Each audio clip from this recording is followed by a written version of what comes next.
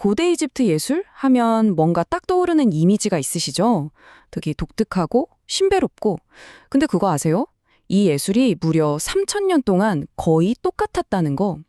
오늘은 바로 그 변치 않았던 예술 뒤에 숨겨진 엄청난 비밀을 한번 파헤쳐 보려고 합니다. 자, 보세요. 이집트 미술하면 바로 이 그림이잖아요. 너무 익숙하죠? 근데 자세히 보면 볼수록 진짜 이상해요. 얼굴은 옆을 보고 있는데 눈은 또 정면을 딱 쳐다보고 있고요.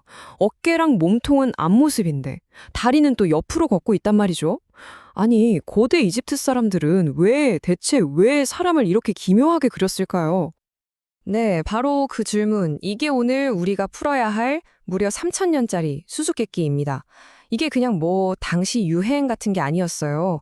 이건 수천 년 동안 이어진 이집트 문명의 가장 깊숙한 곳, 그 핵심을 관통하는 비밀이었던 겁니다. 정말 다시 한번 말씀드리지만 3,000년이에요. 상상이 가세요? 다른 문명에서는 예술이 계속해서 막 스타일이 바뀌고 발전하잖아요. 그런데 이집트는 어떻게 이렇게 놀라울 정도로 똑같은 스타일을 고수할 수 있었을까요? 그 답은요, 바로 그들이 세상을 바라보는 방식, 즉 세계관에 숨어 있습니다. 자, 이 모든 미스터리를 푸는 단 하나의 마스터키가 있습니다. 그게 뭐냐면 바로 사후 세계에 대한 이집트인들의 믿음이에요. 이게 왜 중요하냐면 이 사람들한테 예술은 우리가 생각하는 것처럼 아름답다 하고 감상하는 게 전혀 아니었거든요. 이집트 예술을 딱 한 문장으로 정의하라면 바로 이겁니다. 죽음을 위한 영원한 예술. 와, 그쵸.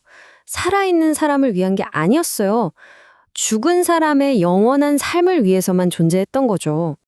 고대 이집트 사람들은요, 사람이 죽어도 카라는 영원히 육체에 그대로 남아있다고 믿었어요. 그리고 그 영혼이 영원히 살아가야 한다고 생각했죠. 그러니까 어떻게 하겠어요? 당연히 시신을 미라로 만들어서 잘 보존해야 했고 그 영혼이 저 세상에서 살아가는 데 필요한 모든 걸 무덤 안에다가 준비해줘야만 했던 겁니다. 그러니까 이걸 뒤집어 생각해보면요. 이집트 사람들한테 이 땅에서 사는 삶은 그냥 잠깐 거쳐가는 준비 기간에 불과했던 거예요. 진짜 인생은 죽은 다음에 시작되는 거죠. 바로 이 생각, 이 관점이 이집트의 모든 문명과 예술을 이해하는 가장 중요한 출발점입니다. 자, 그럼 이런 엄청난 믿음이 만들어낸 가장 거대하고 가장 상징적인 증거, 그게 뭘까요? 다들 짐작하시겠죠? 네, 맞습니다. 바로 피라미드죠. 우리가 보통 피라미드 하면 그냥 엄청 큰 무덤 이렇게만 생각하잖아요. 근데 사실은 그게 다가 아니에요. 목적이 훨씬 더 복잡하고 심오합니다. 첫째, 당연히 파라오의 시신을 안전하게 지켜야 했고요. 둘째, 그 영혼이 영원히 살 집이었어요. 그리고 셋째는 하늘에 있는 신들에게 올라가는 계단 같은 역할도 했던 겁니다. 자, 그럼 이제 이 거대한 영혼의 집, 피라미드 안으로 한번 들어가 보시죠. 그 안을 가득 채운 그림이나 조각들, 이게 그냥 예쁘라고 만든 장식품이 아니었어요. 이건 영원히 사는 걸 돕는 아주 강력한 마법 도구였던 겁니다. 이 부분이 정말 기가 막히게 재미있는 부분인데요. 무덤 벽에 그려진 그 수많은 그림들 있잖아요. 음식을 바치는 사람들, 악기 연주하는 악사들, 파라오를 시중드는 하인들. 이게 그냥 그림이 아니라는 거예요. 이집트 사람들은 이 그림들이 사후 세계에서는 마법처럼 진짜로 짠! 하고 나타나서 파라오의 영혼에게 진짜 음식을 바치고 진짜 음악을 연주해 줄 거라고 그렇게 굳게 믿었던 겁니다. 자, 이제 배경 설명은 다 끝났습니다. 이 모든 걸 머릿속에 넣고 우리가 맨 처음에 던졌던 질문으로 다시 돌아가 보죠. 도대체 왜 이집트 사람들은 사람을 그렇게 이상하게 그렸을까? 드디어 그 수수께끼를 풀 시간입니다. 핵심은 목표가 완전히 달랐다는 거예요.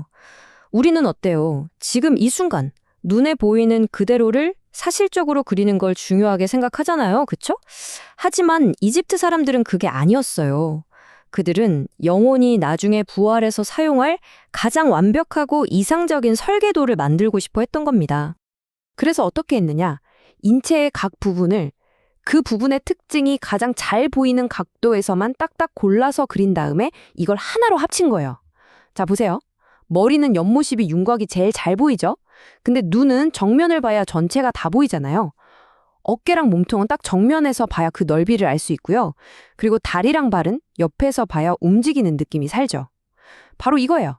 불완전하게 보이는 현실을 그린 게 아니라 각 부분의 가장 완벽한 모습을 조합해서 이상적인 인간이라는 개념을 그린 겁니다. 결국 이집트 화가들은요, 눈앞에 있는 모델을 보고 그린 게 아니었던 거예요. 그들의 머릿속에 있는 영원히 살 완벽한 인간이라는 아이디어, 그 개념 자체를 벽에다가 옮겨놓은 거죠. 이렇게 본질 또는 개념을 담으려는 생각은 그림에서만 그친 게 아닙니다. 놀랍게도 그들의 글자, 즉 문자 체계에서도 똑같이 발견돼요. 우리가 잘 아는 이집트 상형 문자, 히에로글리프 있잖아요. 이게 그냥 알파벳 같은 단순한 글자가 아니었어요. 글자 하나하나가 그 자체로 정교한 그림, 즉 예술 작품이었고요. 그림 옆에 쓰여서 설명을 더해주는 동시에 영원한 삶을 보장하는 마법 주문의 역할까지 했다고 믿었죠.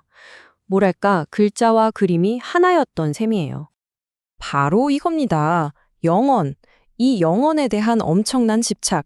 이것 때문에 이집트 예술은 한번 이거다 싶은 완벽한 형식을 찾아낸 다음에는 3,000년 동안 단 하나도 바꿀 필요가 없었던 거예요.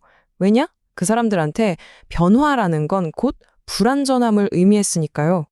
생각해보면 정말 아이러니하지 않아요? 오직 죽음, 그리고 죽은 다음의 세상에만 온통 집중했던 그 예술이 역설적이게도 수천 년이라는 시간을 훌쩍 뛰어넘어서 고대 인류의 삶을 우리에게 가장 생생하게 보여주는 불멸의 기록이 되었다는 사실 말입니다. 고대 이집트의 예술은 불멸을 위한 도구였습니다. 그렇다면 한번 이런 질문을 던져보는 건 어떨까요?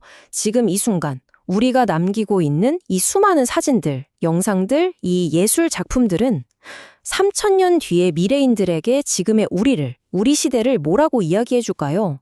한 번쯤 생각해 볼 만한 흥미로운 질문인 것 같습니다.